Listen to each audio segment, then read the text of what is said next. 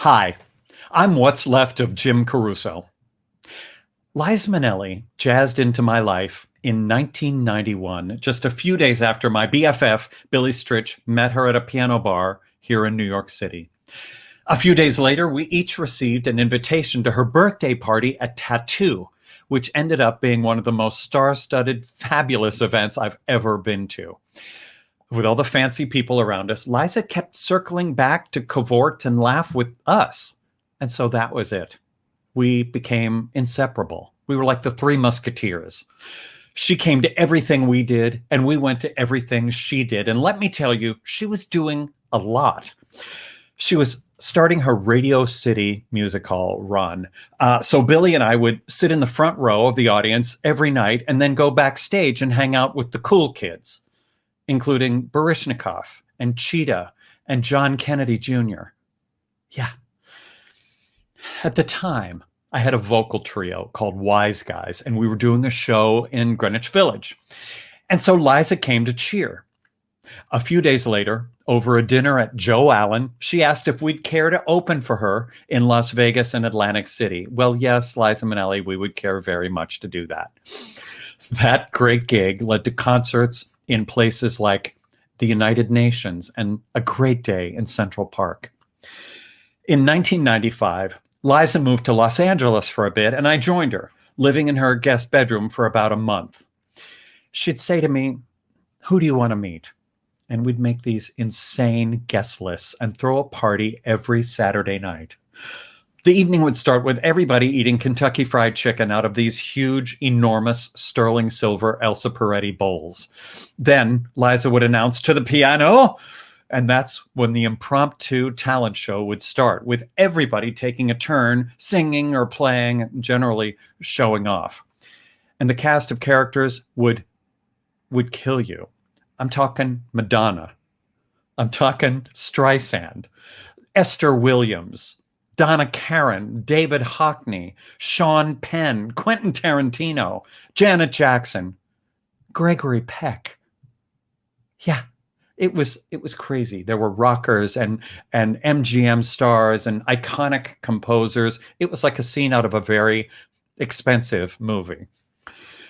Thanks to Liza, I got to meet her godmother, Kay Thompson, who had been the vocal arranger at MGM in the 40s and was Judy's best friend. She created a book called Eloise, and she turned the nightclub world on its ear with an act called Kay Thompson and the Williams Brothers. Happily, Kay took a liking to me, which was no mean feat. She'd teach all of us her vocal arrangements, which we were more than happy to perform at these crazy parties, and they ended up sounding pretty fantastic. One day, Liza called me and said, "Baby, we're going to do a show." I didn't know what that meant, but against everyone's advice, she had decided to create a tour that paid tribute to Kay Thompson and the Williams Brothers nightclub act. She would be Kay, of course, and four guys would be singing and dancing as the Williams Brothers, including me. Billy Stritch would arrange and sing and conduct from the piano along with her amazing band. Was it too insidery? Would anybody care? Well, we toured the most beautiful theaters all over the planet for 3 years. And I mean all over. Europe, South America, Uruguay, Finland, Akron. Liza is famous everywhere, and the show was a smash. One day I was in my hotel room somewhere in Italy. The phone rang, and it was Liza. "Baby, we're going to Broadway." And so we did. On December 3rd, 2008, we opened Liza's at the Palace Theater in New York City. The opening night was one I'll never forget as long as I live. Liza called us all into her dressing room for opening night presents. She gave us each, oh, there we are. She gave us each a pair of sterling Elsa Peretti cufflinks engraved with the name of the Williams brother we were portraying. Of course, I played Dick Williams. Try explaining this to people. The show had a wildly successful run, and a year later won the Tony Award for the Best Special Event.